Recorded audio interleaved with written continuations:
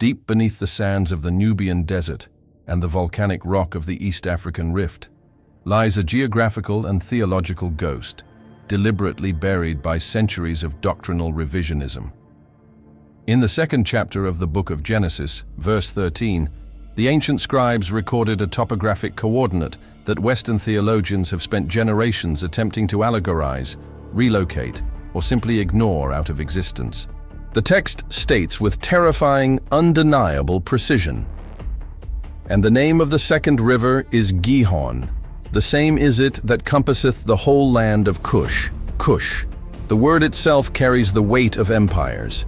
It is not a mythical realm floating in the ether. It is not a spiritual metaphor crafted for a moralizing sermon. In the rigorous physical cartography of the ancient Near East, Kush was the beating heart of sub-Saharan Africa. It was the sprawling, impenetrable territory of the Black Pharaohs, the region we now recognize as Sudan, Ethiopia, and the Horn of Africa.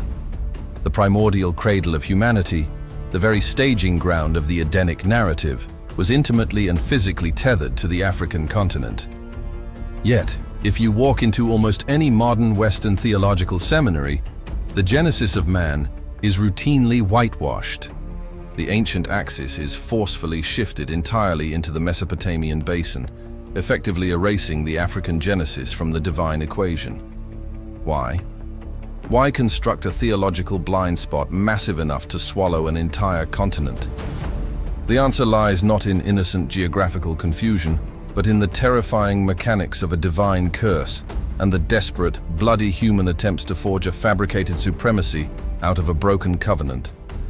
We must look to the desolate aftermath of the Great Deluge. Picture the moment the ark violently settles on the jagged, freezing peaks of Ararat. Humanity begins to rebuild, stepping out into the mud and the petrified corpses of a drowned world. In Genesis chapter 9, verse 25, a drunken, violated Noah awakens from his stupor and pronounces a devastation that would echo through millennia of human atrocity. He spits out the venomous decree, "Cursed be Canaan, a servant of servants shall he be unto his brethren." Notice the surgical, devastating precision of the ancient biblical Hebrew. The text decrees Arur Canaan, "Cursed be Canaan." It explicitly, intentionally bypasses Ham, the father who actually committed the transgression of uncovering the patriarch's nakedness in the tent. Canaan, the progenitor of the Canaanite tribes who would later inhabit the narrow strip of the Levant, receives the spiritual death sentence. But here is the historical heresy, the great manipulation that birthed centuries of global bloodshed. For hundreds of years, imperial interpreters, slave traders, and compromised theologians violently twisted this scripture. They artificially shifted the curse from Canaan to Ham, and by malicious extension, to Ham's other son, Kush. They engineered what history calls the curse of Ham, a fabricated, synthetic doctrine weaponized to subjugate the African continent. They required a divine mandate to chain the descendants of Kush, so they literally rewrote the spiritual geometry of the ancient world. They took a highly localized, geographically specific curse against the Canaanite tribes and mutated it into a global racial damnation. But the true ancient texts refuse to be silenced by the pens of modern revisionists.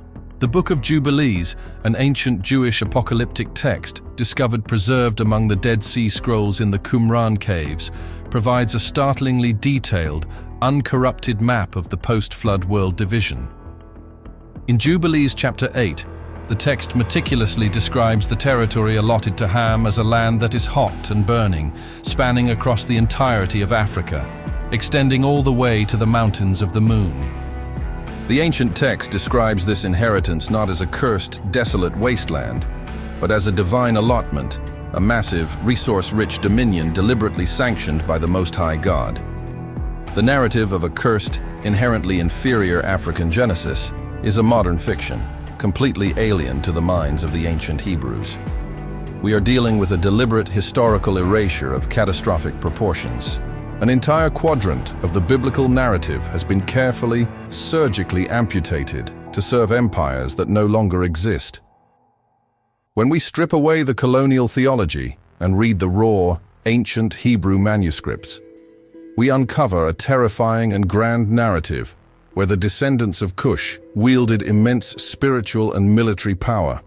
They engaged in cosmic conflicts and divine encounters that the modern institutional church is too terrified to acknowledge. The story of Africa in the scriptures is not one of subjugation. It is one of primordial origins, towering ancient empires, and a profound, unbroken connection to the very breath of God hovering over the deep. If you seek the hidden truths of the ancient world, if you are ready to tear down the comfortable illusions of Western tradition and stare into the raw, unedited abyss of biblical history, subscribe and join us in this investigation. We are about to cross the turbulent waters of the Gihon, descending into a forgotten epoch where history, blood, and theology bleed together. Are you ready to say, "Prosiga para o bloco 2", so we can begin deconstructing the historical context and ancient Near Eastern traditions?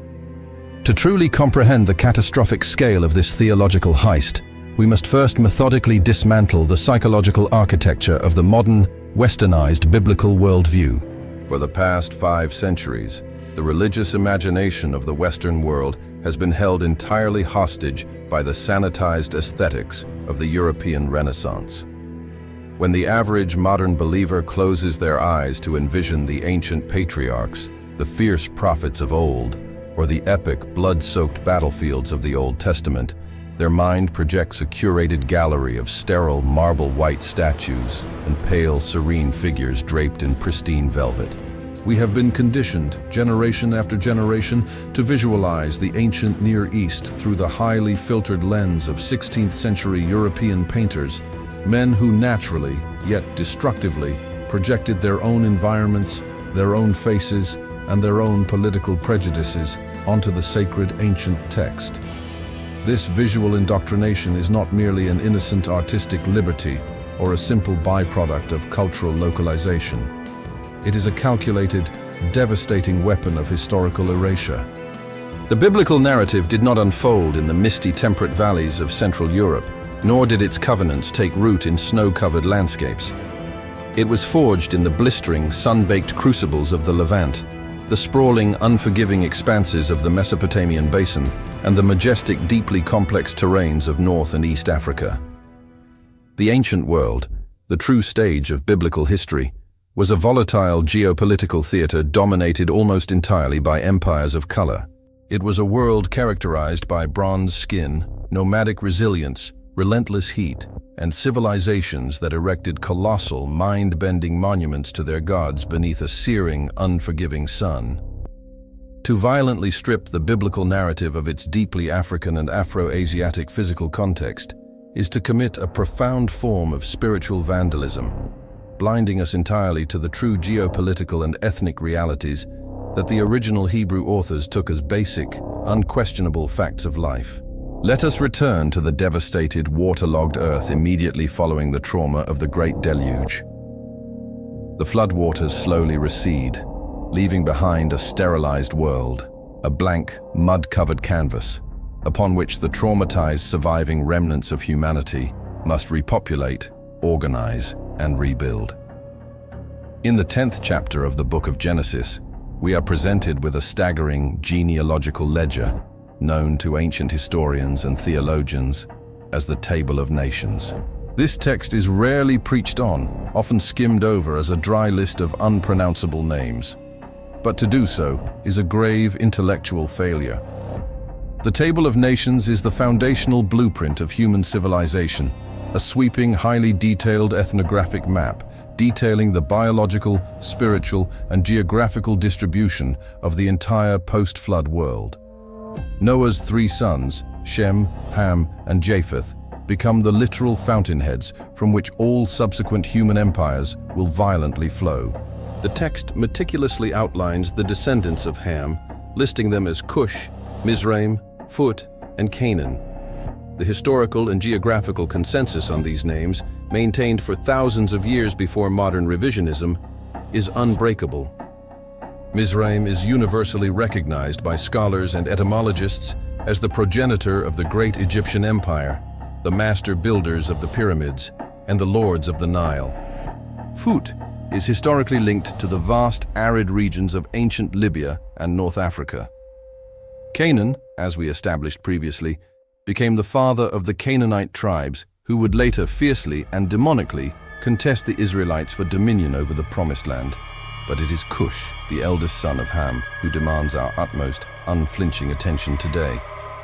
The term Kush is not a mythological placeholder floating in a realm of allegory.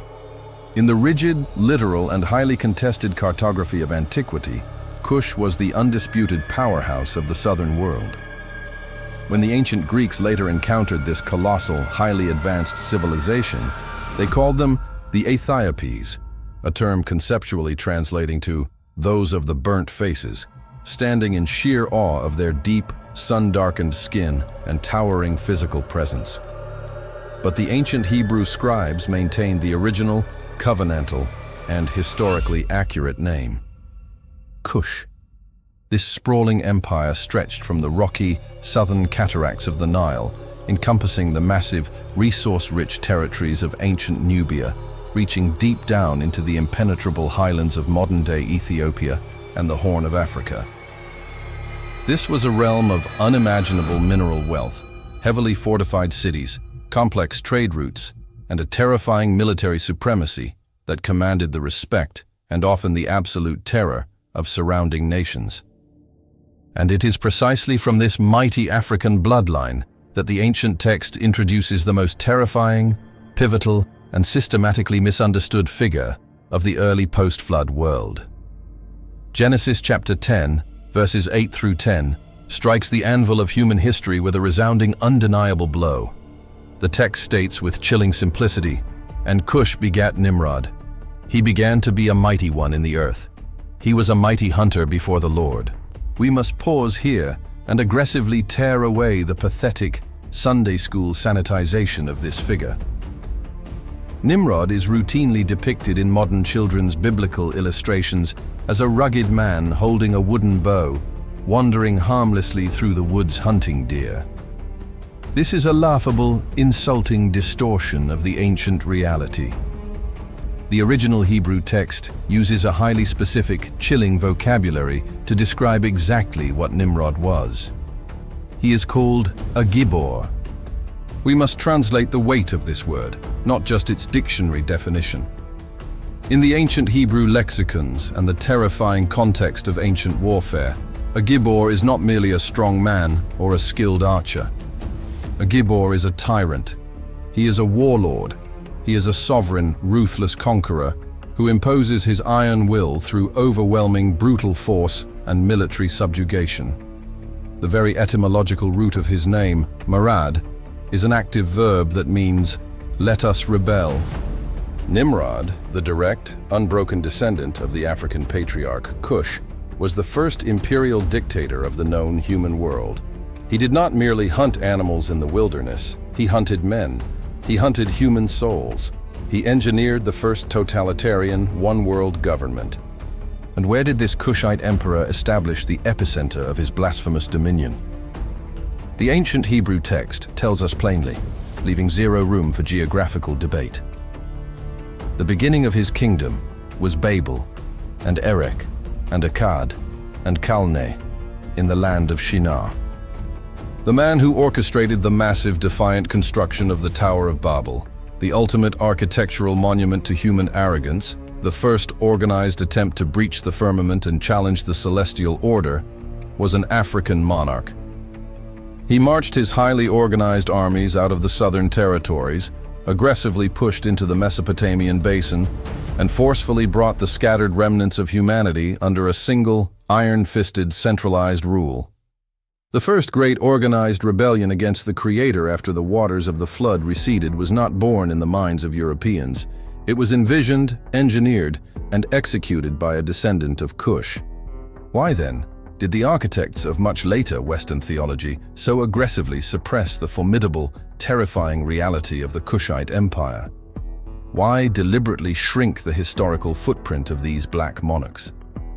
Because acknowledging the towering supremacy, both military and intellectual, of Ham's descendants directly, fatally conflicted with the massive economic and political agendas of a much later era. we must meticulously examine the dark, spiritual mechanics of how the original, highly localized curse on Canaan was maliciously weaponized, legally mutated, and geographically expanded to chain an entire uncursed continent. To truly understand this atrocity, we must first understand what a curse actually is within the strict parameters of the biblical cosmos. A divine curse is not a magical incantation. It is not an arbitrary spell cast out of sudden, irrational divine anger or petty human frustration.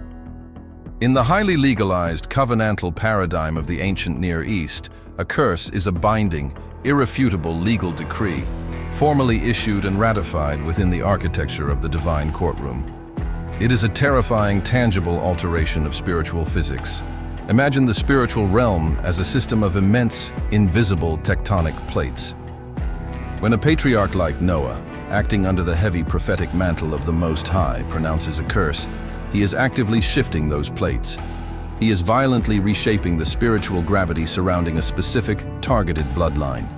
A curse formally withdraws the protective canopy of divine favor, exposing that specific lineage to generational subjugation, agonizing territorial loss, and catastrophic military defeat. The earth itself begins to act violently against the cursed inhabitants, physically rejecting them, precisely as the Book of Leviticus later graphically describes the land itself vomiting out the Canaanite tribes due to the sheer weight of their spiritual abominations. The curse pronounced in Genesis chapter 9, verse 25, was laser-focused. It was surgically aimed entirely and exclusively at the patriarch Canaan. It was a terrifying, prophetic, preemptive strike against the specific tribes that would, centuries later, practice vile temple prostitution, offer horrific, agonizing child sacrifice to the dark, insatiable entity known as Moloch, and weave profound, systemic wickedness into the very soil of the land God had specifically decreed for the Israelites. The curse was a localized, geographically bound decree of spiritual destruction. Ham was never cursed. Kush was never cursed. Mizraim was never cursed. Phut was never cursed. But as human empires rose and fell, and as European greed began to demand an endless cheap supply of subjugated human labor to fuel their expanding New World economies, the pure, untampered text of Genesis became a massive geopolitical obstacle. The true catastrophic mutation of this biblical doctrine occurred precisely during the explosion of the transatlantic slave trade. The European colonial powers faced a profound, agonizing moral and theological dilemma. They claimed to be enlightened Christian nations, supposedly reading the very same scriptures that commanded perfect justice, brotherly love, and the absolute recognition that all men, regardless of origin, were created in the sacred image of the divine.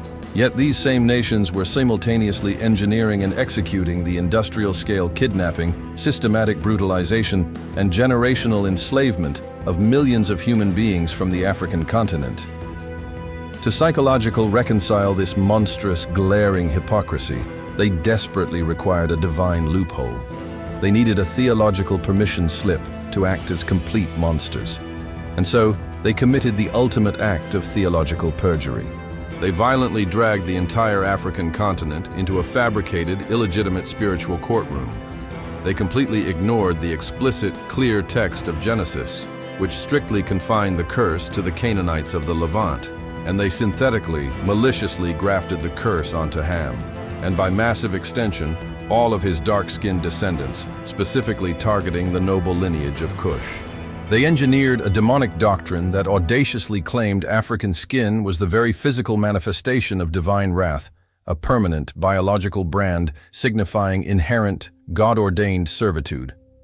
This lie, repeatedly screamed from supposedly holy pulpits for centuries, became the foundational architecture of global racism. But the ancient scriptures, when actually read in their raw, unedited, terrifying majesty, absolutely shatter this pathetic illusion. The prophets of the Old Testament repeatedly speak of the Kushites not as cursed, inferior beings, but as powerful equals, as mighty, terrifying warriors, and even, most shockingly, as the very standard of divine comparison for God's own chosen people. Consider the staggering revolutionary declaration recorded in the Book of Amos, chapter 9, verse 7. The prophet Amos, operating as the very mouthpiece of the Almighty, is confronting a prideful, rebellious, dangerously arrogant nation of Israel. He asks them a rhetorical question that must have landed like a physical, crushing blow to their national ego. The ancient text reads, "Are ye not as children of the Ethiopians unto me, O children of Israel, saith the Lord? Have not I brought up Israel out of the land of Egypt, and the Philistines from Caphtor, and the Syrians from Kir?" Read that text carefully. Do not let your mind skim past the staggering geopolitical and theological weight of that single verse. The creator of the universe is confronting an arrogant Israelite population who falsely believed their covenantal status made them uniquely untouchable and biologically superior to the surrounding nations. And what precise comparison does God use to brutally humble them? He points directly south. He points to the Kushites, the children of the Ethiopians. God equates his sovereign care, his intricate providential oversight of the Israelites, directly with his sovereign oversight of the African nations. If the descendants of Kush were inherently cursed, spiritually degraded, or biologically destined for perpetual servitude as modern theology claims, this divine comparison would be utterly, ridiculously nonsensical. It would be a profound insult to Israel. Instead, God deliberately uses the Kushites as the absolute benchmark of a sovereign, recognized, deeply valued people under his universal, watchful dominion. The historical witnesses of antiquity, men who breathed the dust of these ancient empires, completely align with this reality, flatly and entirely rejecting our modern racist revisionism. The first-century Jewish historian Flavius Josephus, a man of immense intellect who documented the antiquities of his people with direct access to ancient temple scrolls that have since been turned to ash by Roman legions, wrote extensively and clearly about the sons of Ham. In the first book of his monumental work, Antiquities of the Jews, chapter 6, Josephus writes with absolute, undeniable clarity regarding the geographic and ethnic reality of his time. He states for the historical record, "For of the 4 sons of Ham, time has not at all hurt the name of Chus. For the Ethiopians, over whom he reigned, are even at this day, both by themselves and by all men in Asia, called Chusites." There was absolutely no ambiguity in the ancient mind. The empire of Kush was recognized, deeply respected, and heavily ingrained in the geopolitical consciousness of the entire Near East. They were not a myth. They were a present, overwhelming reality. But perhaps the most devastating, undeniable blow to the fabricated curse of Ham is found buried in the physical dirt of archaeology and preserved in the harrowing, blood-soaked historical accounts of the second Book of Kings. Let us travel back to the late 8th century before Christ. The Assyrian Empire, the most ruthless, highly organized, unstoppably violent military machine the ancient world had ever seen, has swept like a plague of locusts across the Levant. They have utterly annihilated the northern kingdom of Israel, brutally scattering the 10 tribes to the winds of history. Now, the Assyrian king Sennacherib sets his cold, bloodshot eyes on Jerusalem, the final stronghold, the capital of Judah. Sennacherib surrounds the holy city with a massive, terrifying siege army. Hezekiah, the righteous but terrified king of Judah, is trapped like a bird in a cage. The situation is completely, utterly hopeless. The Assyrians are infamous for flaying their defeated enemies alive, impaling them on stakes, and piling mountains of severed human skulls at the massive gates of conquered cities. The destruction of Jerusalem and the total, permanent annihilation of the Davidic royal line seems entirely, mathematically inevitable. The countdown to slaughter has begun, and then the biblical text records a sudden, massive shift in the tectonic plates of military history. 2 Kings, chapter 19, verse 9. Sennacherib receives a terrifying, unexpected intelligence report. A massive army is marching toward his rear flank. It is not an army of European knights riding to the rescue. It is not a desperate coalition of local Canaanite tribes. The text states exactly by name who is coming over the horizon to violently contest the invincible Assyrian war machine. the ancient Hebrew reads, "He heard say of Taharka, king of Ethiopia, Behold, he is come out to fight against thee." Taharka. Known to modern secular historians and archaeologists as Taharka, the colossal, terrifying pharaoh of the 25th dynasty of Egypt, a dynasty ruled entirely and unapologetically by black Nubian kings from the deep heartland of Kush. The massive granite stelas unearthed in the sands of modern-day Sudan confirm his historical existence, his monumental, awe-inspiring building projects, and his sprawling, aggressive empire. Here, perfectly preserved in the biblical text, an African king commanding an unimaginably vast, highly disciplined, fiercely loyal army of Kushite warriors marches out of the deep southern deserts to directly threaten the greatest, most violent empire on the face of the earth. The sheer military terror projected by this Kushite army is enough to force the mighty Sennacherib to instantly divert his forces, ultimately contributing to the miraculous survival of Jerusalem. This is not the behavior of a cursed, weak, or subservient people. This is the calculated, aggressive behavior of an apex predator on the global geopolitical stage, an African empire wielding enough military might to cause the invincible Assyrians to flinch and retreat. The deeper we dig into the ancient manuscripts, tearing past the layers of modern commentary, the more the African presence shifts from the blurry background directly into the very blazing center of the divine narrative. Often these figures act as the ultimate moral and spiritual compass, precisely when the Israelites themselves fall into profound, demonic darkness. We see this with startling, beautiful clarity during the final agonizing days of Jerusalem before it was finally burned to the ground by the Babylonians. In the book of Jeremiah, chapter 38, the prophet Jeremiah is desperately preaching a divine message of surrender that completely infuriates the corrupt, arrogant princes of Judah. In their blinding rage and political desperation, they violently seize the prophet of God and throw him into a deep, miry, suffocating cistern to slowly starve to death in the darkness. The chosen people are actively, maliciously murdering the very voice of God. And in this moment of total spiritual collapse, who steps forward to save the prophet? It is not a holy priest from the lineage of Levi. It is not a noble prince from the tribe of Judah. It is Ebed-Melech, the Ethiopian. He is a Kushite official, a black man serving in the royal court of King Zedekiah. Ebed-Melech alone recognizes the terrifying gravity of the spiritual crime being committed by the Israelites. He boldly approaches the king, risking his own life and political standing, and single-handedly orchestrates a desperate rescue operation.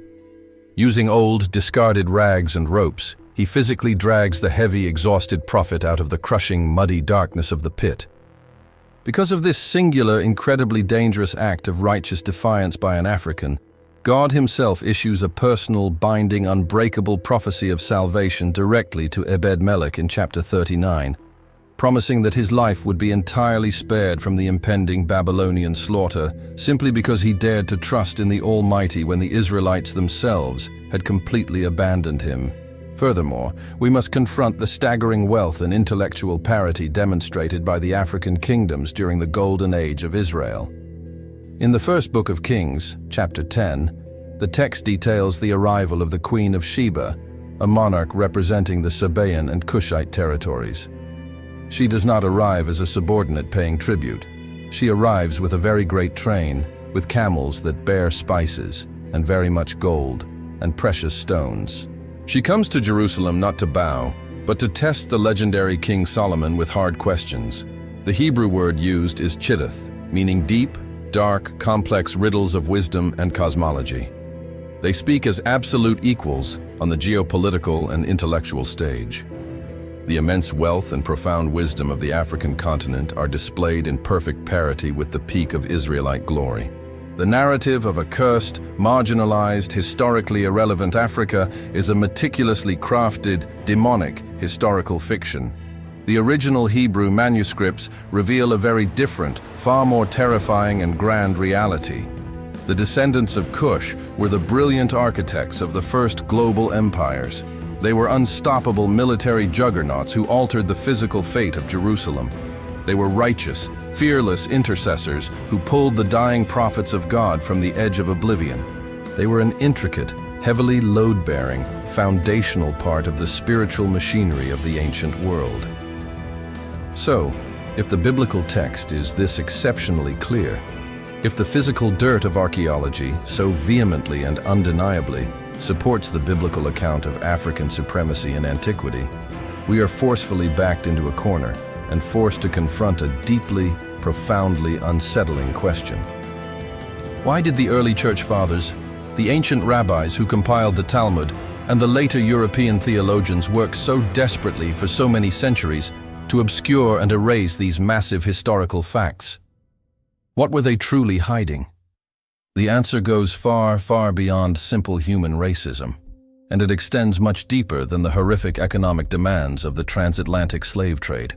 The systematic, violent suppression of the Kushite legacy is intrinsically, deeply linked to a much older, darker, and far more dangerous secret hidden within the very texts they sought to control.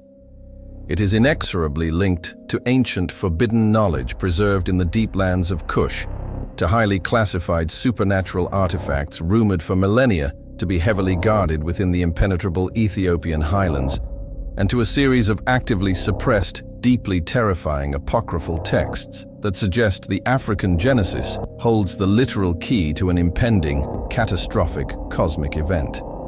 We must now move beyond the realm of human historical manipulation. We must step off the map of comfortable theology and walk into the highly dangerous, heavily guarded territory of the esoteric texts, where the fragile boundaries between human history and ancient angelic rebellion begin to violently dissolve.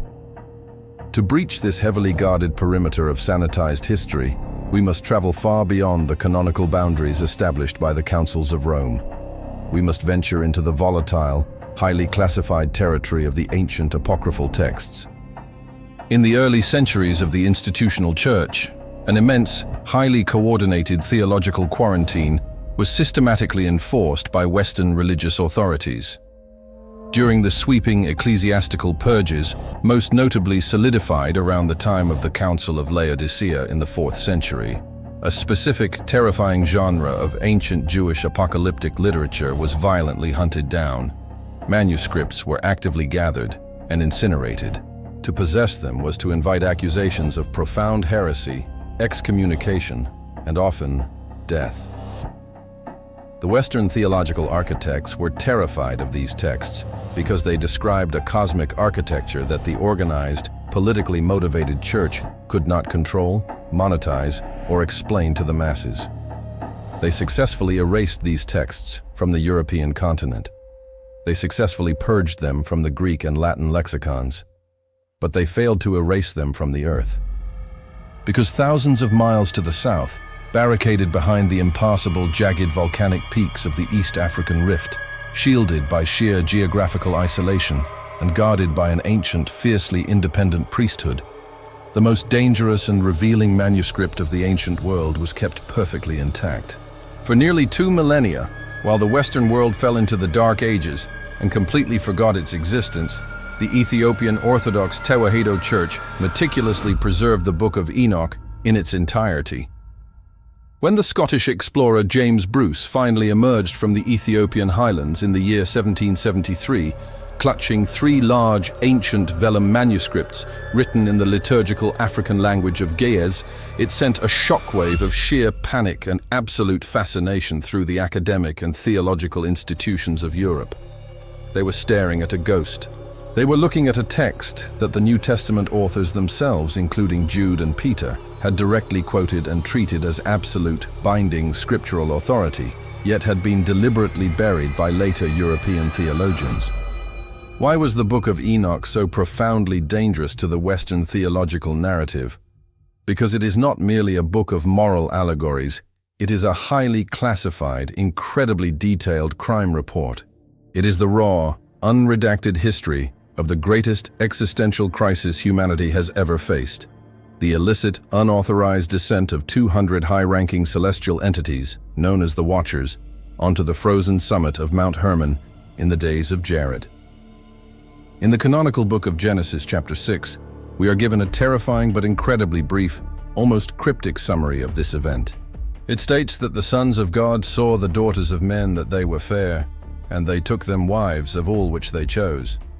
It then briefly mentions the monstrous offspring of this forbidden union, the Nephilim, the giants who ravaged the ancient world. But the Genesis account reads like a severely redacted military brief. It tells us what happened, but it deliberately omits the exact mechanics of the invasion. The Ethiopian Book of Enoch, however, rips the redaction tape off the entire terrifying narrative.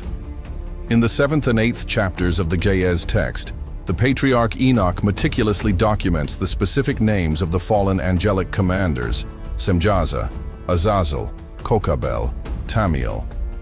And far more devastatingly, it details the exact, highly classified celestial technologies that these rogue entities illegally transmitted to primitive humanity. The ancient text records that the fallen angel Azazel taught men the metallurgy of war, instructing them on how to forge swords, knives, shields, and breastplates from the raw ore of the earth. He taught them the forbidden knowledge of extracting metals and the dark art of cosmetics, the altering of the human form to project lethal seduction. Other fallen commanders taught the cutting of roots, the casting of complex incantations, the reading of the stars, the mapping of the clouds, and the terrifying, highly guarded signs of the sun and the moon. This was not the gentle teaching of agriculture. This was the violent, unauthorized downloading of weapons-grade angelic technology into the minds of biologically unequipped mortals, triggering a catastrophic global arms race and an explosion of systemic, irreversible bloodshed that ultimately forced the Creator to drown the entire planet to prevent the total biological and spiritual annihilation of the human genome. Now, we must connect this terrifying, suppressed Enochian history directly to the ancient empires of Kush. The African continent is the most geologically ancient and mineral-rich landmass on the face of the earth. For thousands of years, the deep regions of Nubia, whose very name is derived from the ancient Egyptian word for gold, and the sprawling, resource-dense highlands of the south, were the uncontested metallurgical capitals of the ancient world. Long before the European Iron Age, long before the primitive tribes of the north had mastered fire and stone, the ancient African empires were executing highly complex, large-scale mining operations, forging devastating weaponry, and erecting monolithic, astronomically precise architecture that modern engineers still struggle to fully comprehend. The sudden, explosive mastery of these profound sciences in the deep ancient world was not a slow, evolutionary crawl of human trial and error. According to the ancient texts preserved specifically by the African Church, this knowledge was an illicit celestial inheritance. It was a dark, angelic transmission. The reason the Western Church could not tolerate the Book of Enoch was because it completely dismantled their sanitized, human-centric version of history. It forced them to acknowledge that the deepest, most terrifying secrets of cosmic history, the very blueprints of angelic rebellion and ancient technological supremacy, were not sitting in the Vatican archives. They were physically guarded in the deep heart of Africa, written in an African tongue, curated by a lineage of black priests who had maintained an unbroken, fierce spiritual continuity dating back to the dawn of antiquity. But the preservation of the Book of Enoch is merely the shallowest layer of this geographical mystery. To understand the true, terrifying magnitude of the African connection to the divine, we must follow the physical trail of the most lethal, highly sought after, and overwhelmingly powerful object ever constructed on the face of the earth. We must track the agonizing, blood-stained trajectory of the Ark of the Covenant. In the 25th chapter of the Book of Exodus, the Most High God gives Moses highly specific, mathematically precise, and terrifyingly rigid engineering schematics for the construction of the Ark. It is described as a chest of pure acacia wood, overlaid inside and out with pure gold. But we must instantly discard the modern cinematic illusion of the Ark as a mere golden treasure chest or a symbolic religious artifact. In the strict, lethal physics of the ancient Near East, the Ark was a highly volatile, localized containment unit. It was the physical interface where the raw, unshielded, dimension-shattering presence of the Creator actively intersected with the fallen, material realm. The ancient Hebrew text utilizes a very specific, terrifying word to describe the manifestation of God that rested between the golden cherubim on the mercy seat of the ark. The word is Kavod. Modern, domesticated theology lazily translates this word as glory, leading congregants to imagine a soft, beautiful, glowing aura, perhaps a gentle beam of cinematic light. But the ancient scribes did not use a word that implies a gentle luminescence. The etymological root of Kavod does not mean light. It means weight. It means a crushing, unbearable, lethal heaviness. To stand in the presence of the Kavod was to stand at ground zero of a spiritual nuclear detonation. The ark radiated a holiness so violently incompatible with human sin that any unauthorized flesh that crossed its proximity was instantly, catastrophically annihilated. We see this terrifying spiritual physics in action when Uzzah merely reaches out his hand to steady the ark as it is being transported on a cart in the second book of Samuel. The moment his uncalibrated, sinful flesh makes contact with the raw, heavy Kavod, he is instantly struck dead, violently executed by the sheer unyielding physics of divine holiness. The ark was the ultimate weapon of mass destruction, the literal throne of God on earth, the center of gravity for the entire Israelite universe. And yet, arguably the greatest, most glaring anomaly in the entirety of biblical history is the sudden, inexplicable, deafening silence regarding the ultimate fate of this supreme object. The Ark of the Covenant simply vanishes from the canonical text.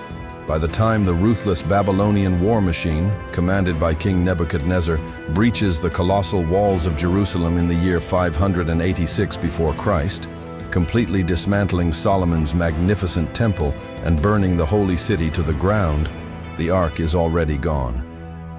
The detailed Babylonian military ledgers, which meticulously recorded every single golden spoon, bronze basin, and silver tong stolen from the temple as spoils of war, make absolutely zero mention of the Ark of the Covenant. It was not destroyed by the Babylonians. It was not hidden in a cave beneath the Temple Mount, as endless, baseless European legends have desperately claimed.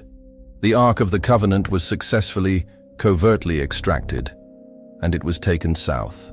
To trace this extraction, we must once again turn away from the silent, terrified European theologians and look to the ancient, highly guarded national epic of the Ethiopian Empire, the Kebra Nagast, translating to the glory of kings. Western academics have spent centuries patronizingly dismissing the Kebra Nagast as an elaborate piece of political fiction, a mythical fairy tale designed to legitimize a foreign dynasty. But when you strip away the Western academic arrogance and examine the text through the brutal, pragmatic lens of ancient geopolitics and Levitical law, a chilling, highly plausible historical narrative emerges, perfectly aligning with massive, otherwise inexplicable archaeological anomalies. The Kebra Nagast documents the aftermath of the legendary encounter between King Solomon in his terrifying, unparalleled peak of power, and Makeda, the Queen of Sheba, the sovereign monarch of the sprawling Ethiopian and Sabaean territories. The text records that from their union, a son was born. His name was Menelik I, historically known as Ibn al-Hakim, the son of the wise man. When Menelik reached maturity, he traveled from the deep African highlands to Jerusalem to study under the immense, heavy shadow of his father's legendary court. He was educated in the rigid, complex architectures of Levitical law, the deep spiritual mechanics of the temple sacrifices, and the unyielding statutes of the God of Israel. But as Solomon aged, the profound wisdom that had built the empire began to rot into dark, demonic idolatry. Solomon, heavily influenced by his massive harem of foreign wives, began erecting altars to Chemosh and Moloch on the Mount of Olives, engaging in the very abominations of the Canaanite tribes that God had explicitly commanded Israel to annihilate. Jerusalem was becoming spiritually compromised, rapidly transforming into a hostile, contaminated environment for the raw, holy presence of the Kavod. According to the ancient Ethiopian text, a profound, terrifying covert operation was organized. A contingency Of the highest-ranking Levite priests, the firstborn sons of the most elite Israelite nobility, the only men biologically and legally authorized by the divine covenant to physically handle the lethal architecture of the temple, conspired with Menelik. They recognized that the divine presence could not remain in a violently corrupted Jerusalem. Under the cover of darkness, utilizing their intimate, highly classified knowledge of the temple's inner mechanics, they constructed a flawless, identical decoy. They swapped the replica for the true Ark of the Covenant, loaded the terrifying, crushing weight of the Kavod onto a specialized transport, and fled south, escaping the impending doom of a spiritually dying Israel. The Western mind, conditioned to view biblical history as a strictly Mediterranean affair, balks at the sheer logistical magnitude of this claim. How could a massive caravan of elite Levite priests, carrying the most sacred and dangerous object in human history, successfully march thousands of miles out of the Levant, down through the heavily fortified borders of the Egyptian Empire, and vanish into the impenetrable volcanic strongholds of the African Rift without leaving a massive historical footprint? They claim there is no evidence, but the earth itself screams a different, terrifying truth. Buried in the blistering sands of a small island known as Elephantine, located in the middle of the Nile River at the extreme southern border of ancient Egypt, right on the violent threshold of the Nubian frontier, archaeologists made a discovery that completely shattered the conventional, sanitized timeline of biblical history. They unearthed a massive cache of ancient Aramaic documents now known to history as the Elephantine Papyri. These documents proved, beyond any shadow of academic doubt, the existence of a massive, heavily armed, highly organized Jewish military garrison occupying that island hundreds of years before the birth of Christ. But this was not just a mercenary outpost. The papyri reveal an archaeological impossibility. This Jewish garrison had constructed a massive, fully functioning temple to YHWH on the island, complete with a functioning Levitical priesthood, actively executing the complex, bloody architecture of the animal sacrifices, completely independent of the temple in Jerusalem. According to the rigid, unbreakable laws of the Torah, specifically codified in the Book of Deuteronomy chapter 12, the offering of sacrifices outside of the single divinely appointed location in Jerusalem was a profound, catastrophic abomination. It was a sin punishable by total spiritual severance and death. Yet here, deep in the African continent, a vast colony of devout, Torah-observant Jews were operating a massive sacrificial complex with total impunity. Why? There is only one theological and legal loophole in the entire Levitical framework that permits the offering of sacrifices outside of Jerusalem.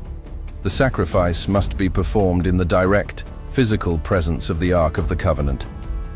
Where the Ark rests, the presence of God dwells, and the ground becomes legally and spiritually sanctioned for the shedding of the blood of atonement. The Elephantine Temple was not a rebellion. It was a waypoint. It was a heavily militarized, strategic sanctuary built to temporarily house the crushing, lethal weight of the Kavod as the Levite caravan methodically made its way south, pushing deeper and deeper into the African continent, seeking an impregnable fortress far beyond the reach of the encroaching Babylonian, Persian, and later Roman empires. Follow the trajectory of the Nile. Follow the waters of the Gihon further south, into the deep, misty highlands of Ethiopia, and you arrive at Lake Tana. Here, scattered across the deep, cold waters, are ancient, isolated island monasteries populated by monks who still, to this exact day, practice a form of Christianity so heavily saturated in ancient, pre-Talmudic Judaism that it is utterly unrecognizable to the Western Church. They adhere strictly to the ancient dietary laws of Leviticus. They observe the seventh-day Sabbath with terrifying rigidity. Their churches are architecturally structured in exact, concentric alignment with the ancient Temple of Solomon, complete with an outer courtyard, an inner sanctuary, and a heavily guarded, restricted Holy of Holies, known in their ancient tongue as the Makdas. For centuries upon centuries, long after the Roman legions completely wiped the physical temple in Jerusalem off the face of the earth, a massive population of black Jews, known as the Beta Israel, fiercely guarded the deep valleys of the Simeon Mountains. They had no knowledge of the Talmud. They had no knowledge of the later rabbinic traditions forged during the Babylonian exile.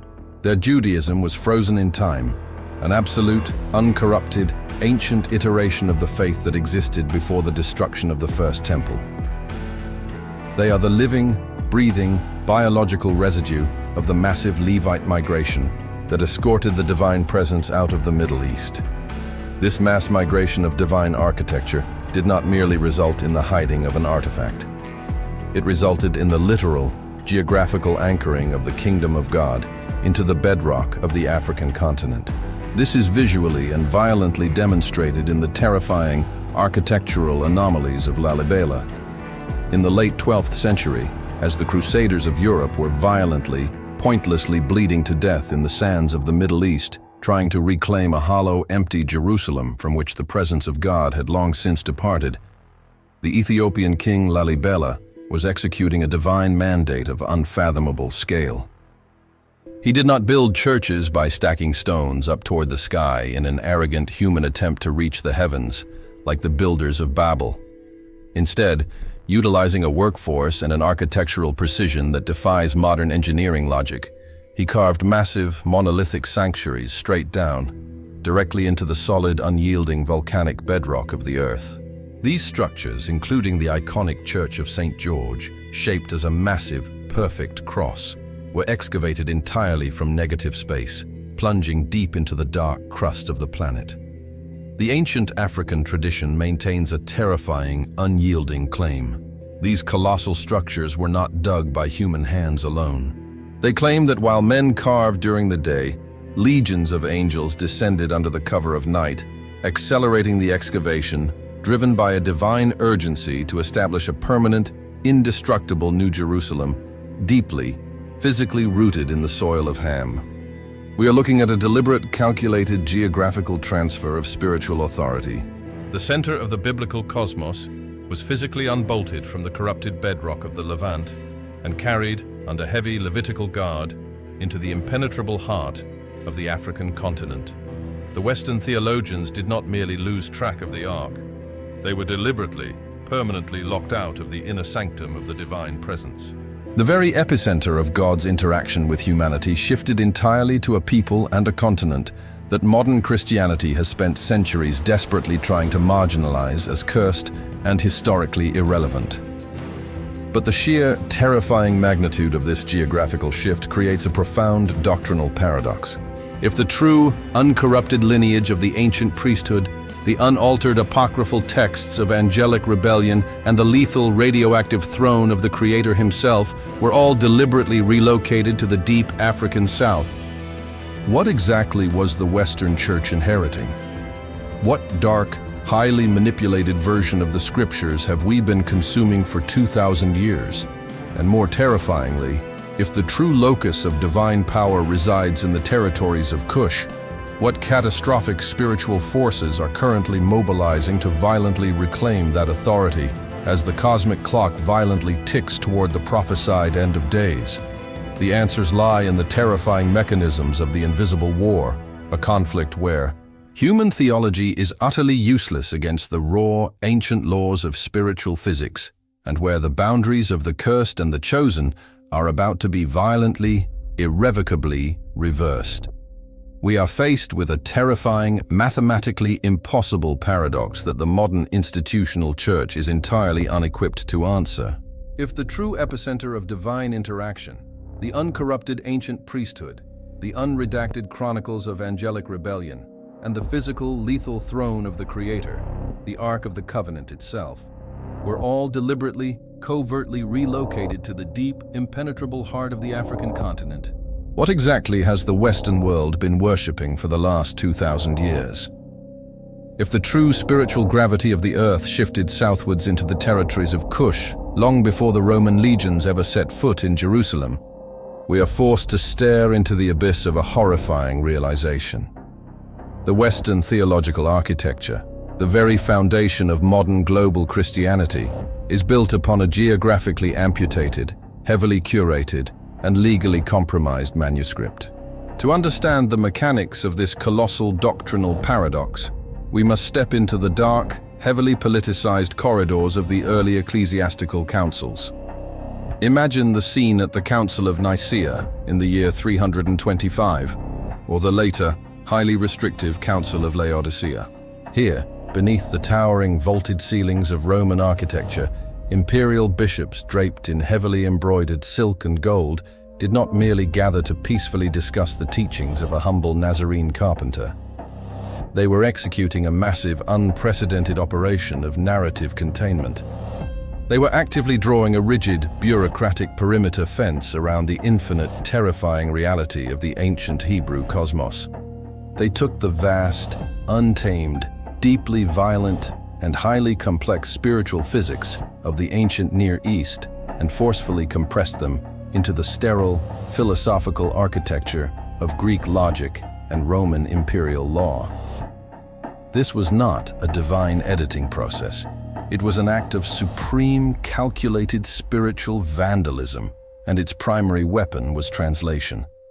There is an old, deeply cynical Italian proverb that states, traduttore, traditore. The translator is a traitor. When the ancient Hebrew scriptures were aggressively translated into Greek and later into Latin, the Western architects committed a profound, irreversible treason against the original geopolitical reality of the text. They engaged in a systematic, linguistic lobotomy designed to sever the psychological connection between the modern reader and the African continent. When you open your English Bible today, you read the word Egypt, but that word does not exist anywhere in the raw, ancient Hebrew manuscripts. The original text explicitly identifies that land as Mitzrayim, the literal, biological son of Ham. The word Ethiopia is a purely Greek invention derived from the word Aethiopes, a descriptive term meaning the lands of the burnt-faced people. The original covenantal Hebrew text never uses this word. It uses the specific historical name of the patriarch, Kush. By stripping away the ancient, terrifyingly specific genealogical names of the African patriarchs and replacing them with generic, culturally disconnected Greek geographical labels, the translators successfully executed the greatest identity theft in human history.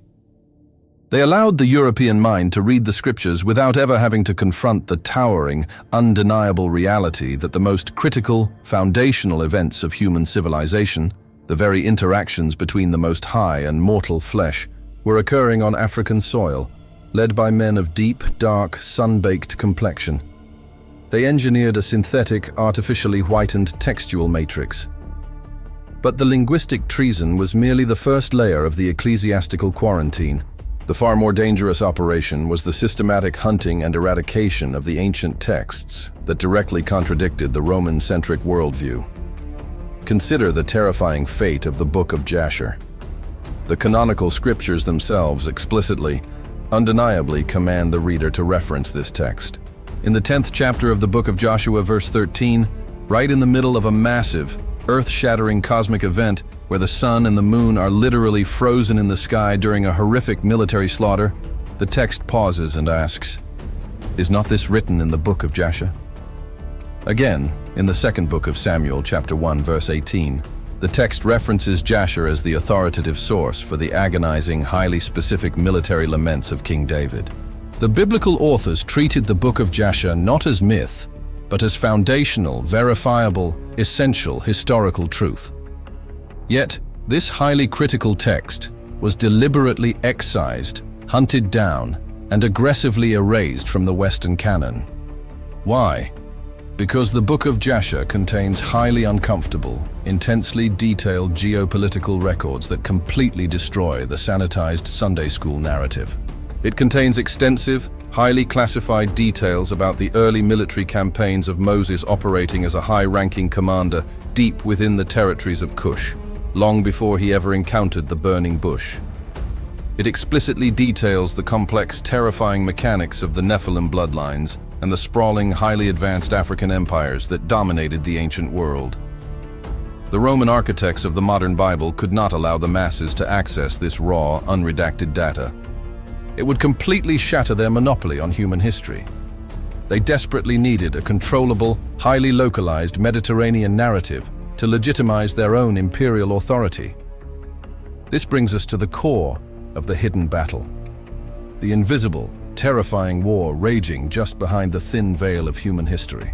To believe that the erasure of the African Genesis was merely the result of human racism, European ignorance, or colonial economic greed is to severely underestimate the terrifying intelligence of the enemy. The suppression of the Kushite legacy was not merely a human conspiracy, it was a highly coordinated, millennia-long military campaign orchestrated from the dark, unseen dimensions. We must abandon the pathetic, domesticated modern view of the spiritual realm and enter the terrifying, heavily fortified architecture of the divine courtroom, as explicitly described in the 82nd Psalm. The ancient text states with bone-chilling clarity, "God standeth in the congregation of the mighty, he judgeth among the gods." The original Hebrew word utilized here for these gods is Elohim. In this specific context, the ancient scribes are not referring to the Most High Creator, nor are they referring to pathetic, inanimate statues of wood and carved stone. They are documenting the existence of highly advanced, terrifyingly powerful, ancient celestial entities, high-ranking archons and principalities who were legally assigned by the Creator to govern the scattered nations of the earth after the disastrous, chaotic rebellion at the Tower of Babel. These entities are not symbolic. They are real, conscious, hyper-intelligent military commanders of the dark realm. We see a terrifying glimpse of this invisible warfare in the 10th chapter of the Book of Daniel. The prophet Daniel engages in a brutal, 21-day absolute fast, seeking a critical revelation regarding the future of his people. Suddenly, a heavily armored, high-ranking angelic commander violently breaks through the dimensional barrier to deliver the message. But the angel makes a staggering, terrifying admission. He states that he was dispatched the very first day Daniel began to pray, but he was physically and legally blocked in the upper atmosphere. He was forced to engage in brutal, close-quarters spiritual combat with an entity he explicitly identifies as the Prince of Persia. This Prince of Persia was not a human king. No mortal man with a sword and a shield can intercept a divine messenger crossing the cosmos. This prince was the territorial Elohim, the dark, towering principality, legally assigned to control the geopolitical destiny, the military movements, and the psychological architecture of the entire Persian Empire. The angel reveals that he only managed to break through the blockade because Michael, one of the chief princes of the angelic military hierarchy, arrived as reinforcements. If we apply this raw, terrifying spiritual physics to the erasure of the African Genesis, a horrifying picture begins to emerge. What dark, ancient principality, what towering, highly intelligent Elohim was assigned to govern the sprawling territories of the Roman Empire, and later, the expanding powers of Western Europe? These dark entities, possessing profound, ancient knowledge spanning back to the flood, knew exactly where the Kavod, the lethal, heavy, dimension-shattering presence of God, had been relocated. They knew that the unbroken lineage of the ancient priesthood, the uncorrupted Enochian texts, and the physical Ark of the Covenant were barricaded deep within the impenetrable fortresses of the African Rift. Therefore, these entities orchestrated a hyper-violent 2,000-year psychological and physical campaign of total distraction, absolute historical erasure, and ultimate subjugation. From the spiritual command centers in the upper atmosphere, they whispered into the ears of the Roman emperors, the medieval popes, and the colonial monarchs. They engineered the Great Schism, culminating in the tragic Council of Chalcedon in the year 451, where the Roman and Byzantine churches formally, officially severed all theological and diplomatic ties with the Coptic and Ethiopian Orthodox traditions. They declared the ancient African theology heretical, creating a massive, impenetrable ecclesiastical firewall. The European Church intentionally barricaded itself behind the Mediterranean Sea, creating a closed-loop, highly toxic system of self-referential theology, entirely isolated from the raw, ancient, uncorrupted Semitic roots preserved in the Ge'ez language and the African monasteries. But the dark entities required more than just theological isolation. They required the absolute physical and psychological destruction of the descendants of Ham. When we examine the catastrophic horror of the transatlantic slave trade through the cold, unforgiving lens of ancient spiritual physics, it ceases to be merely a horrific economic enterprise fueled by European greed. In the terrifying mechanics of the invisible war, the enslavement of the African continent was a massive, demonic, ritualistic harvesting operation. It was a highly coordinated surgical strike executed by the principalities of the air to intentionally break the psychological continuity of the Kushite bloodlines. The Dark Elohim understood a terrifying legal reality of the biblical covenants. Identity is intrinsically tied to spiritual authority. By physically scattering the descendants of the ancient African empires across the oceans, by violently stripping them of their original names, their ancient languages, their precise tribal lineages, and their deep historical memory, the demonic entities successfully shattered the human infrastructure that had once guarded the deepest mysteries of the Most High. They reduced the descendants of kings, architects, and ancient Levite guardians to a traumatized, amnesiac population. And by completely removing the towering intellectual and military reality of Africa from the global stage, the dark entities successfully stripped the Western Church of its only true, ancient theological anchor. This brings us to the agonizing, terrifying paradox of modern Western worship. If your entire theology is built upon a geographically amputated text, an artificially altered timeline, and a highly curated, sanitized concept of the divine, you are dealing with a profoundly compromised spiritual equation. The ancient Hebrew concept of idolatry is rooted in a very specific, highly dangerous word, tselem. While the Greeks used the word icon to describe a mere artistic representation or a civic portrait, the Hebrew word tselem carries a much darker, heavier weight. It means a shadow.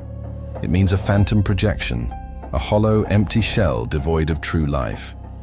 When millions of well-meaning, deeply sincere Western believers kneel inside their beautifully constructed, climate-controlled cathedrals, engaging in a highly sanitized, emotionally driven, Europeanized version of worship, what exact spiritual frequency are they actually transmitting on? They are praying to a savior depicted with pale skin and flowing European hair, completely disconnected from the fierce, sun-baked, terrifying reality of the ancient Judean desert.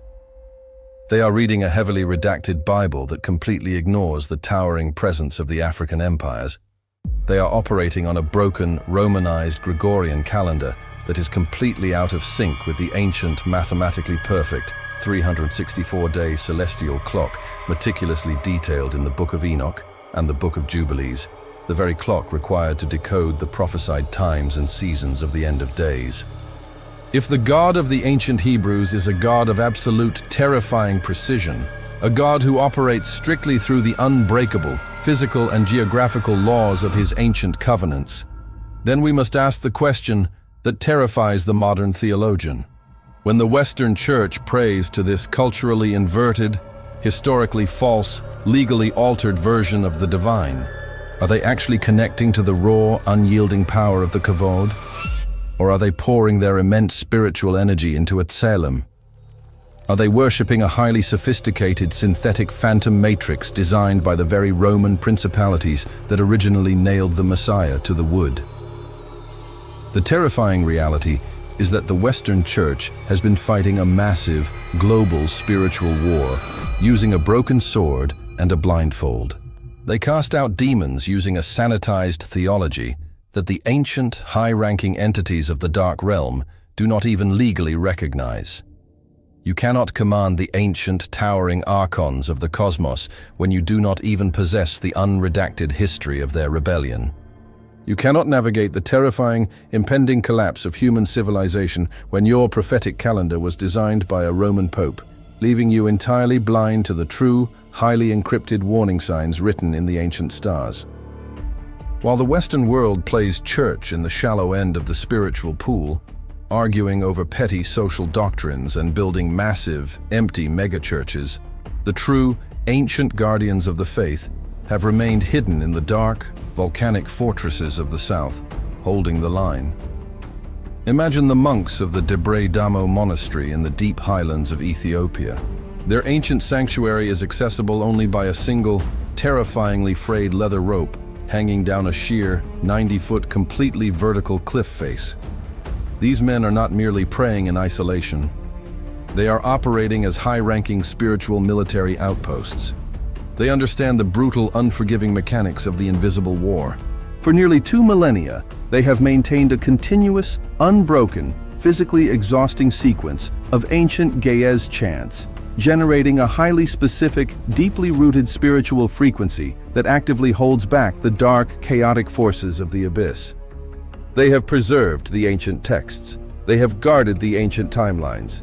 They know exactly who the Watchers are. They know the exact metallurgical and spiritual technologies the fallen commanders transmitted to humanity. And most terrifyingly of all, they know the precise, classified location where the heavy, lethal, dimension-shattering presence of the Ark of the Covenant lies dormant, waiting for the final, catastrophic sequence of human history to be initiated. The Western Church is utterly blind to the fact that the spiritual tectonic plates beneath their feet are violently shifting. The Dark Elohim, the ancient principalities who engineered this colossal, 2,000-year deception, are not resting. They are quietly, aggressively preparing for the final, most catastrophic phase of their operation. They know that the artificial, Romanized containment field holding back the true, raw power of the ancient world is beginning to profoundly fracture.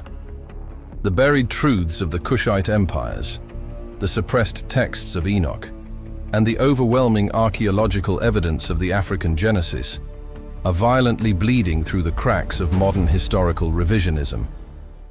The global amnesia is breaking. The descendants of the ancient bloodlines are slowly, painfully waking up to the terrifying magnitude of their erased heritage. And the dark entities guarding the upper atmosphere know that when the true, unredacted history of the world is finally, fully realized, when the ancient, unbroken priesthood of the Deep South is finally recognized, the geographical and spiritual epicenter of the global war will violently snap back to its original, ancient coordinates. The final battle will not be fought over the sanitized, philosophical theology of the Western mind. It will be fought over the raw, ancient, blood-stained soil of the original covenants. And as the prophetic clock, hidden in the ancient texts and completely ignored by the West, ticks dangerously close to midnight, a terrifying, unresolved anomaly remains in the spiritual atmosphere. If the true power, the uncorrupted texts, and the physical presence of God were taken from Jerusalem and heavily fortified in the deep African rift to protect them from the corruption of the ancient empires, what happens when that power is finally, inevitably unleashed back into a world that has completely forgotten how to fear it? We have reached the absolute zero of modern eschatology. We are standing at the terrifying precipice where the suppressed history of the ancient world violently collides with the bleeding edge of our immediate future. The modern eschatological industry, a massive, highly lucrative empire built entirely on fear-mongering paperbacks, cinematic rapture fantasies, and sterile geopolitical speculation, operates under a catastrophic, engineered delusion. For decades, Western theologians have trained millions of believers to stare obsessively at the geopolitical borders of the modern Middle East. They nervously analyze every minor political treaty, every United Nations resolution, and every surface-level border skirmish through the myopic, highly restricted lens of 20th century politics. They are desperately looking for microchips, barcodes, and European political figures, waiting for a localized, neatly packaged apocalypse that perfectly fits their sanitized, Romanized timelines. They are looking at the wrong map. They are listening for a trumpet blast on a frequency that was abandoned 2,000 years ago. The true ancient prophetic clock, the terrifying, inexorable countdown to the severing of human history, known in the ancient Hebrew as the Akrit HaYamim, the absolute end of days, is not tethered to the political machinations of Brussels or Washington. The primary, highly classified tripwire of the apocalypse is buried deep in the African rift, directly connected to the awakened bloodlines of the Kushite diaspora. To understand the sheer tectonic terror of what is about to happen, we must decode the most highly guarded, systematically ignored prophecies of the Old Testament. Prophecy in the rigid mechanics of the ancient Near East is not fortune-telling. It is not a vague, mystical prediction of the weather. A biblical prophecy is a legally binding, hyperdimensional contract filed in the highest courtroom of the cosmos. When a prophet speaks under the overwhelming, crushing weight of the Most High, he is laying down a permanent spiritual infrastructure. He is writing a sequence of code into the very fabric of reality that must, by the absolute laws of divine physics, execute with flawless, brutal precision. Open the book of Isaiah chapter 18. This is a text that modern theologians routinely skip over, completely terrified by its implications, or lazily dismiss as a dead historical footnote regarding an ancient Assyrian skirmish. But the ancient Hebrew scribes understood that this chapter is a massive, unexploded prophetic ordinance waiting for the end of days. The text begins with a chilling, echoing declaration: "Woe to the land shadowing with wings, which is beyond the rivers of Ethiopia." The English translation completely dilutes the terrifying majesty of the original Hebrew text. The phrase translated as "shadowing with wings" is zilzal kanafayim. The ancient root word zilzal does not simply mean a shadow casting a dark shape on the ground. It is an acoustic, violently vibrating word. It translates to a fierce, rhythmic whirring, a massive, deafening vibration, like the sound of an unimaginable swarm of locusts or the synchronized beating of millions of heavy wings descending from the upper atmosphere. The prophet is seeing a future, massive mobilization of power, an awe-inspiring, vibrating force localized exactly and explicitly mi-ever lanahare Kush, from beyond the rivers of Kush. Isaiah is not looking at modern Europe. He is looking deep into sub-Saharan Africa. And what does the prophet describe emerging from this deep southern epicenter in the final act of human history? He describes a people. He calls them a nation tall and smooth, a people terrible from their beginning hitherto, a nation that meteth out and treadeth down, whose land the rivers have spoiled.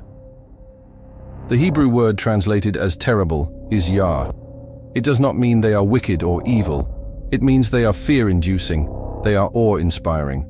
They project a towering, undeniable spiritual and physical majesty that forces the surrounding nations into a state of absolute dread.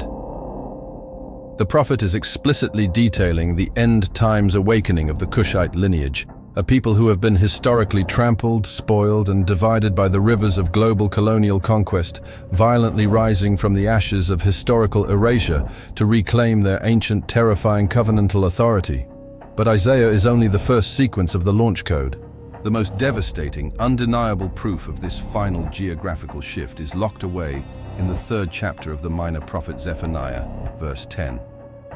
As the prophet details the catastrophic, fiery, global judgment of the last days, where the Most High states, "His absolute determination to gather the nations and pour out his blazing indignation upon the earth, a highly specific geographic prerequisite, is suddenly established." God himself declares, "From beyond the rivers of Ethiopia my suppliants, even the daughter of my dispersed, shall bring mine offering." Read the raw, unedited architecture of that decree. The final, acceptable offering, the ultimate terrestrial action that bridges the gap between the blazing wrath of the Creator and the survival of a remnant, does not originate from the Vatican. It does not come from a political summit in Geneva. The Hebrew text uses the phrase atharai bat putzai. The word putzai is derived from the violent root putz, which literally means to be shattered to pieces, to be violently blown apart and scattered to the 4 winds like ash. It is the most brutally accurate, divinely precise description of the transatlantic slave trade and the global African diaspora ever recorded in human literature. God is explicitly stating that the ones who were violently shattered, the descendants of Kush whose identities were erased, whose blood was mixed into the soil of foreign plantations, who were subjected to the most horrific, multi-generational psychological and physical demolition in human history, these specific broken people are the ones who will ultimately bring the final, pure offering to the Most High. They are the prophetic key. The apocalypse cannot culminate, the final redemption cannot be executed, until the daughter of the dispersed wakes up from the demonic amnesia, remembers her ancient royal Levitical heritage, and steps back into the spiritual courtroom from beyond the rivers of Kush. This is exactly why the unseen realm is currently operating in a state of maximum, deafening panic. We must understand the present immediate reality of spiritual warfare through this ancient lens. The high-ranking, hyper-intelligent entities of the dark realm, the towering Elohim who govern the corrupt systems of this world, know exactly what Isaiah and Zephaniah wrote. They can read the code. They know that the awakening of the Kushite diaspora is the ultimate, non-negotiable death knell for their illegal dominion over the earth. Therefore, the global, systemic subjugation of black populations is not merely a tragic sociological byproduct of human history. It is a highly calculated, desperate, dimensionally coordinated military suppression protocol. The ancient principalities are no longer using iron chains and wooden slave ships.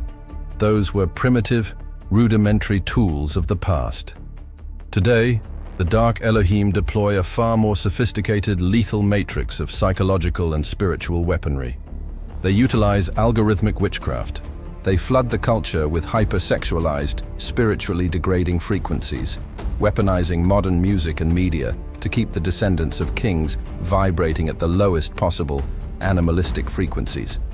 They engineer systemic poverty, mass incarceration, and the total destruction of the patriarchal family unit in order to keep the ancient bloodlines perpetually traumatized, exhausted, and completely disconnected from their terrifying, royal, divine heritage.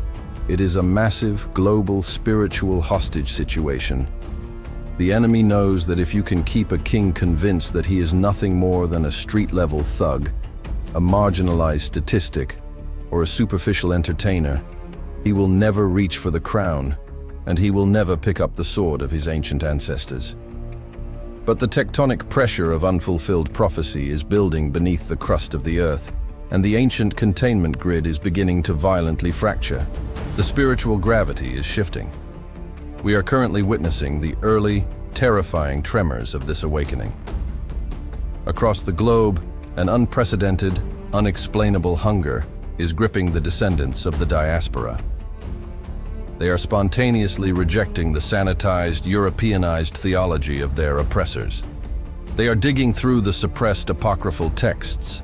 They are returning to the strict ancient laws of the Torah, and they are unlocking the true, terrifying nature of the Hebrew cosmos. This is not a social trend. This is the physiological activation of dormant spiritual DNA. It is the sound of dry bones violently clicking together in the valley of the shadow of death, as the breath of the ancient creator prepares to stand them up as an exceedingly great, unstoppable military force. And at the very center of this impending global earthquake lies the ultimate, unresolved anomaly, the Ark of the Covenant, lying silently in the deep, misty, heavily guarded highlands of Ethiopia.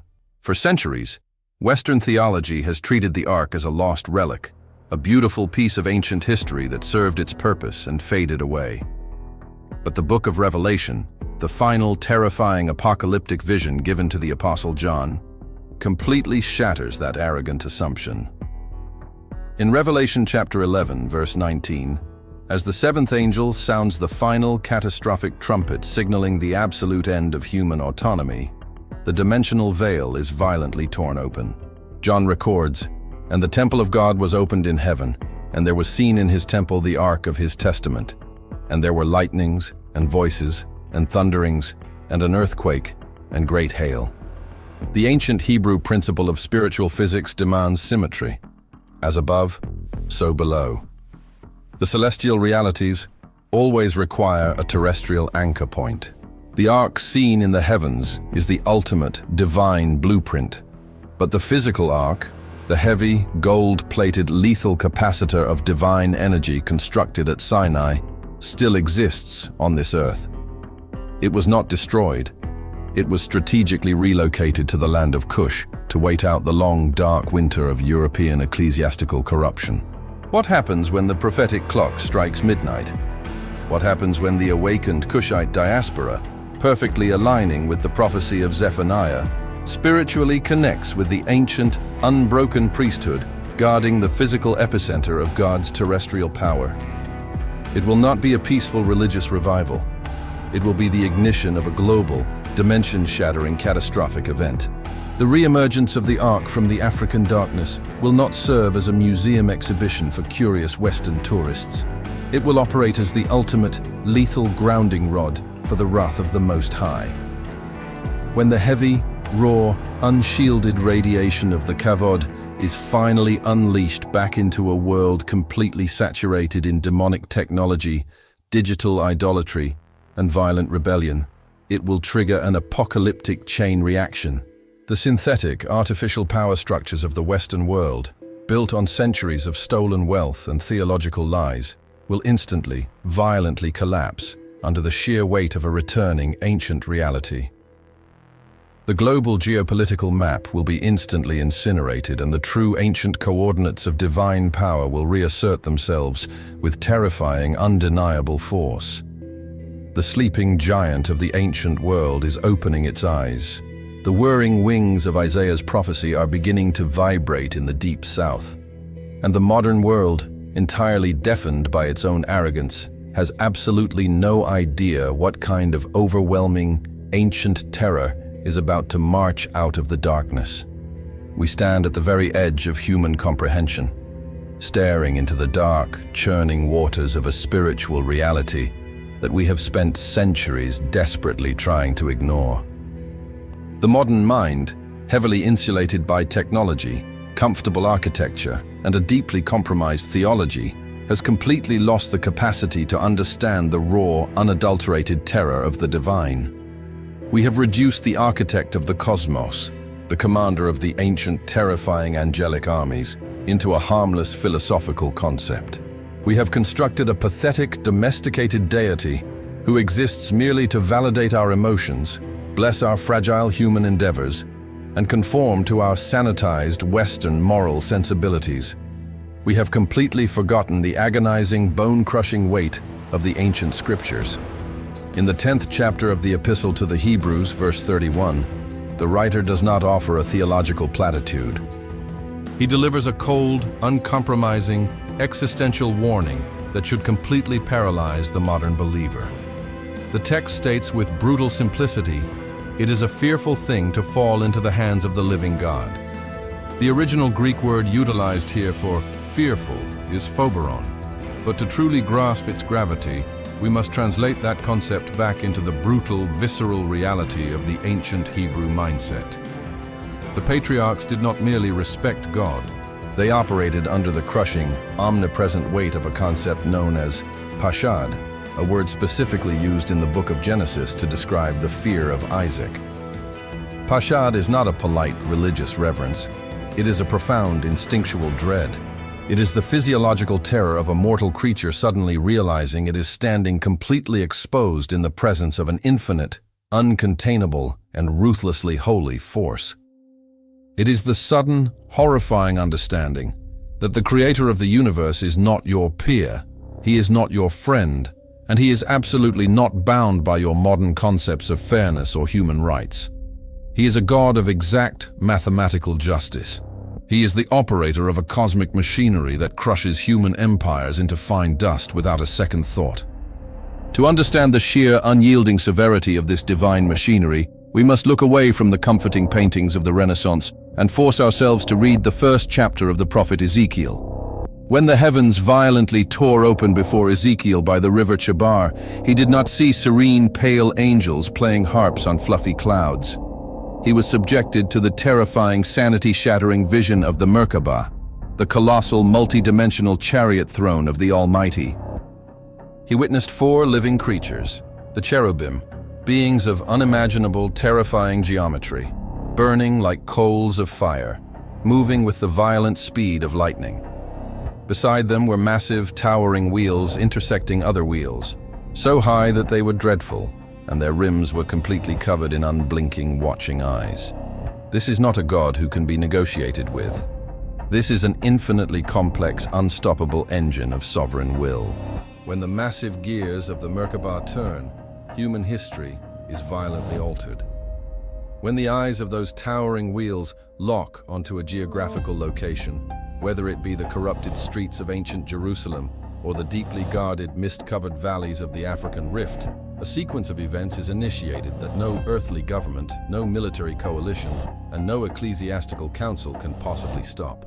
The prophecies concerning the descendants of Kush, the hidden artifacts of the ancient world, and the unredacted texts of angelic rebellion are not symbolic poetry. They are locked coordinates in the navigation system of the divine chariot. The wheels are already turning. The trajectory is already set. We have built an entire global civilization upon a fractured, arrogant illusion. We walk the earth with the pride of gods, completely oblivious to the fact that we are merely fragile, carbon-based dust, hovering precariously over an abyss that the ancient Hebrews called the Tehom. In the second verse of the Book of Genesis, before the formation of light, before the ordering of the physical universe, the text describes the primordial, chaotic state of the cosmos. The earth was without form and void, and darkness was upon the face of the deep. That word, Tehom, is the raw, untamed, terrifying oceanic abyss. It is the dark, churning chaos that exists just outside the perimeter of God's protective spoken word. We have arrogantly assumed that the modern age has conquered the darkness. We believe our science, our theology, and our political structures have permanently insulated us from the raw terror of the unseen world. But the Tehom was never destroyed.